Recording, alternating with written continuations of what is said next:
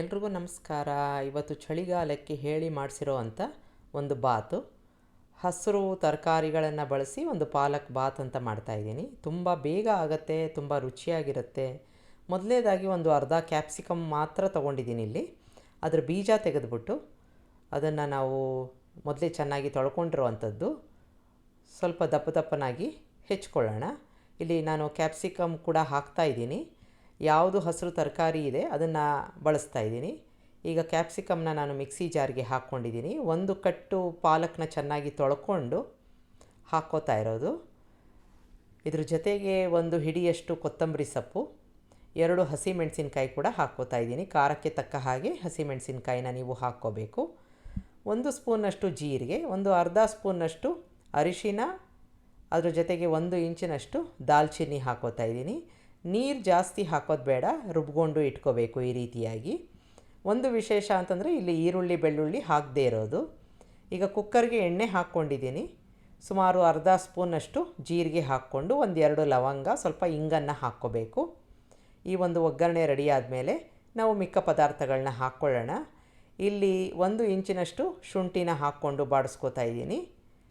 ಚೆನ್ನಾಗಿ ಎಣ್ಣೆಯಲ್ಲಿ ಬಾಡಿಸ್ಕೊಂಡಿದ್ದಾದಮೇಲೆ ಅರ್ಧ ಕಪ್ನಷ್ಟು ತೊಗರಿ ಕಾಳು ಸಿಗ್ತಾಯಿದೆ, ಅದನ್ನು ಹಾಕ್ಕೊಂಡಿದ್ದೀನಿ. ಜೊತೆಗೆ ಹುರುಳಿಕಾಯನ್ನು ಹಾಕ್ಕೊಂಡಿದ್ದೀನಿ. 1-2 ನಿಮಿಷ ಎಣ್ಣೆಯಲ್ಲಿ ಬಾಡಿಸ್ಕೊಂಬಿಡೋಣ. ನೀವು ಇದ್ರ ಜೊತೆಗೆ ಅವರೆಕಾಳು, ಬಟಾಣಿ ಎಲ್ಲ ಹಾಕ್ಕೋಬೋದು. ನಾವು ರುಬ್ಕೊಂಡಿರೋ ಒಂದು ಪೇಸ್ಟನ್ನು ಹಾಕ್ಕೊಂಡು 1-2 ನಿಮಿಷ ಮಾತ್ರ ಇದನ್ನು ಬಾಡಿಸ್ಕೋಬೇಕು. 1 ಸ್ಪೂನಷ್ಟು ಸಕ್ಕರೆ ಹಾಕ್ಕೋತಾ ಇದ್ದೀನಿ. ಆ ಹಸಿರು ಕಲರು ಅದೇ ರೀತಿಯಾಗಿ ಇರುತ್ತೆ. ಈಗ ಬಾಡಿಸ್ಕೊಂಡಿದ್ದಾಗಿದೆ. ರುಚಿಗೆ ತಕ್ಕಷ್ಟು ಉಪ್ಪನ್ನು ಹಾಕ್ಕೊಂಡು ಮತ್ತೆ ಮಿಕ್ಸ್ ಮಾಡ್ಕೊಂಬಿಟ್ಟಿದ್ದೀನಿ. ಈಗ ಇಲ್ಲಿ 1 ಗ್ಲಾಸಷ್ಟು ಅಕ್ಕಿನ ತೊಗೊಂಡಿದ್ದೀನಿ. ನಾನಿಲ್ಲಿ ಅನ್ಪಾಲಿಶ್ಡ್ ಅಕ್ಕಿನ ತೊಗೊಂಡಿದ್ದೀನಿ. ನಿಮಗೆ ಯಾವ್ದು ಬೇಕಾದರೂ ತೊಗೋಬೋದು. ಅಕ್ಕಿನ ಚೆನ್ನಾಗಿ ಮಿಕ್ಸ್ ಮಾಡ್ಕೊಂಡಿದ್ದಾಗಿದೆ. ಬರೀ ಅಕ್ಕಿನ ತೊಳ್ಕೊಂಡು ಹಾಕ್ಕೊಂಡಿದ್ದೀನಿ. 1/4 ಗ್ಲಾಸಷ್ಟು ನೀರನ್ನು ಹಾಕ್ಕೊಂಡು ಸ್ವಲ್ಪ ಗರಂ ಮಸಾಲ ಹಾಕ್ಕೊಂಡು ಕುದಿ ಬಂದಮೇಲೆ ಮುಚ್ಚಳ ಮುಚ್ಚಿ 2 ವಿಷಲ್ಲು. ಈಗ ಇದಕ್ಕೊಂದು ರಾಯ್ತ ಮಾಡ್ಕೊಂಬಿಡೋಣ. ಇದಕ್ಕೆ ಒಂದು ಫ್ರೆಶ್ ಆಗಿರೋ ಮೂಲಂಗಿ ತೊಗೊಂಡಿದ್ದೀನಿ. ಅದರ ಸಿಪ್ಪೆ ಎಲ್ಲ ತೆಕ್ಕೊಂಬಿಡಬೇಕು. ಆನಂತರದಲ್ಲಿ ಚೆನ್ನಾಗಿ ತೊಳ್ಕೊಂಡು ಇದನ್ನು ತುರ್ಕೋತಾ ಇದ್ದೀನಿ. ಈಗ ಒಂದು ಅರ್ಧ ಕಪ್ನಷ್ಟು ಮೊಸರನ್ನ ತೊಗೊಂಡಿದ್ದೀನಿ.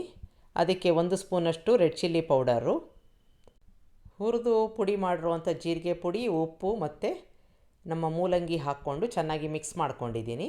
ತುಂಬ ಸರಳವಾದ ಒಂದು ರಾಯ್ತ, ತುಂಬ ಚೆನ್ನಾಗಿರುತ್ತೆ. ಒಂದು ಸಾಸಿವೆ ಒಗ್ಗರಣೆ ಹಾಕ್ಕೊಂಡ್ರೆ ನಮ್ಮ ರಾಯ್ತ ರೆಡಿ ಆಯಿತು. ತುಂಬ ಸರಳವಾಗಿರೋವಂಥದ್ದು, ದಿಢೀರಂತ ಆಗುತ್ತೆ. ಕೆಲಸಕ್ಕೆ ಹೋಗೋರು ಇದನ್ನು ಆರಾಮಾಗಿ ಮಾಡ್ಕೋಬೋದು. ತುಂಬ ರುಚಿಯಾಗಿ ಕೂಡ ಇರುತ್ತೆ. ಈಗ ನಮ್ಮ ಬಾತ್ ರೆಡಿಯಾಗಿದೆ. ತಂತಾನೆ ಸ್ಟೀಮ್ ಇಳಿದ ಮೇಲೆ ನೋಡಿ ಈ ಥರ ಉದುರಾಗಿ ತುಂಬ ರುಚಿಯಾಗಿ, ಒಂದು ಸಾತ್ವಿಕವಾಗಿ ತುಂಬ ರುಚಿಯಾಗಿ ಇರುತ್ತೆ. ಒಂದು ಸಲ ಮಾಡಿ ನೋಡಿ. ಇದನ್ನು ನಾವು ಮಾಡ್ಕೊಂಡಿರೋ ಒಂದು ರಾಯ್ತದ ಜೊತೆ ಒಳ್ಳೆ ಕಾಂಬಿನೇಷನ್ನು ಸರ್ವ್ ಮಾಡ್ಬೋದು. ನಿಮಗೆ ರೆಸಿಪಿ ಇಷ್ಟ ಆದಲ್ಲಿ ಲೈಕ್ ಮಾಡಿ, ಶೇರ್ ಮಾಡಿ, ಕಮೆಂಟ್ ಮಾಡಿ, ನನ್ನ ಚಾನಲ್ಗೆ ಸಬ್ಸ್ಕ್ರೈಬ್ ಮಾಡಿ. ನಮಸ್ಕಾರ.